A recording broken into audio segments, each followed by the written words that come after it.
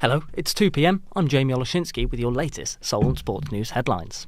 Southampton will try and reignite their chances of automatic promotion this evening as they travel to top of the Championship table Leicester City.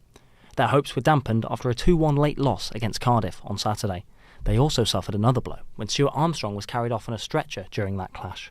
But Saints boss Russell Martin says despite the tough loss, they must keep performing. The final destination doesn't change, but how we do it might have to change a little bit. And I think these 3 games you have now are incredible for us in any way it goes. So whatever happens with other results, but in preparation for what could be a huge 3 games at the end of it as well.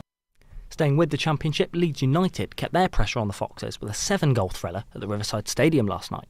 They won 4-3 against Middlesbrough, putting them only a point behind Leicester with 2 matches left to play. And in the top flight title race, Arsenal could go 3 points clear at the top of the Premier League when they face Chelsea tonight. The Blues could be without star man Cole Palmer, who is a doubt through illness, and Chelsea boss Mauricio Pochettino says Palmer's absence shouldn't hurt his side. He's an important part of the team. He's doing fantastic for us, but I think that is Chelsea, and of course plenty of players that can perform and to do the job. Inter Milan have won Serie A with 5 games remaining, beating AC Milan 2-1 at the San Siro last night.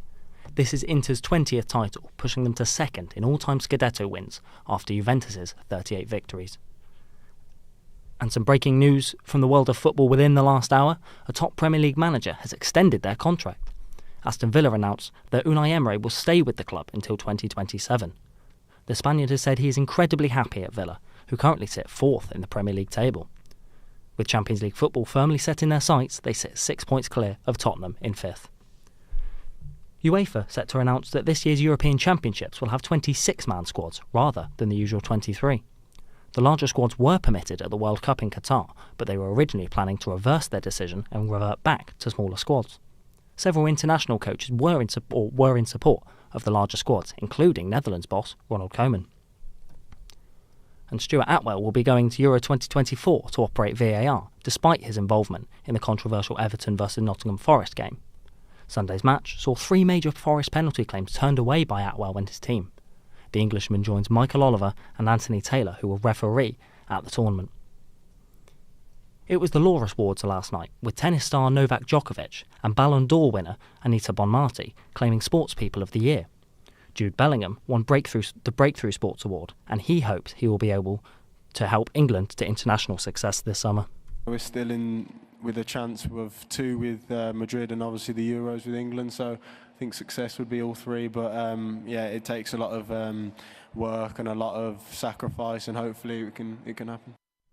Wimborne Town could win promotion to the Southern Premier Division this evening and take their league title with a win against Tavistock. They sit 2 points clear of second place Frome with 2 games to play, and tonight is their game in hand. AFC Tottenham moved up to second place in the Southern Premier League last night with a 3-0 win away at Plymouth Parkway. And sticking with the Southern Premier Division, we are joined by Winchester City football expert Nathan Rawlings, who has a special report for us later at 3 o'clock. But tell us a little bit about it now, Nathan, and preview it. Yeah, that's right, Jamie. Thanks very much. Later on, I will be talking about the recent craze, or recent trend, if you like, of non-league clubs changing from traditional grass to 3G pitches. Winchester City last Saturday played their last home game on grass, as they are changing to 3G over the summer ahead of next season.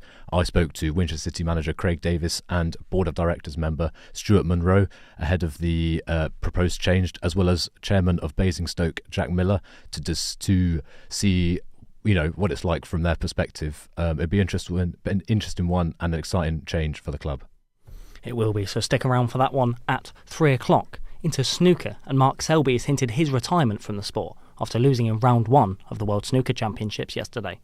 The 4-time champ lost 10-6 to Crucible debutant Joe O'Connor, even trailing 7-2 at one point.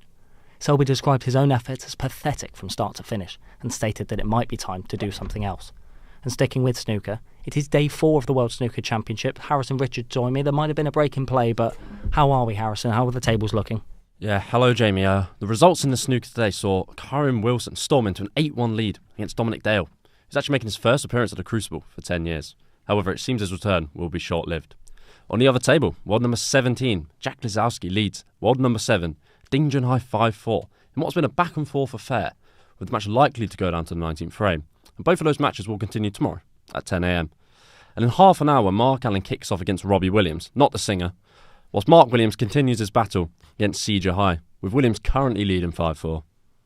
Thank you very much, Harrison. Sounds like an interesting day in the snooker. In the NBA, the Denver Nuggets beat the LA Lakers by 101-99 after Jamal Murray scored right on the buzzer. This made it 2-0 to the Nuggets in their first round NBA playoff series, having already turned over a 20-point deficit. In golf, the world number 1 has pulled out of this week's LPGA event, stating she needs to get some rest. Nelly Korda won the first women's major of the year, the Chevron Championship, last week. This victory meant she's now won 5 tour events in a row, equalling Nancy Lopez and Anika Sorostam's records. And the Rugby Union are currently trialling a brain cooling unit that will fight sports-related concussions. It is the first acute treatment that will be able to be applied pitchside, potentially reducing the impact of head injuries. That's more for the moment. For more, head to our website, solentsportsnews.com. We'll be back again in an hour.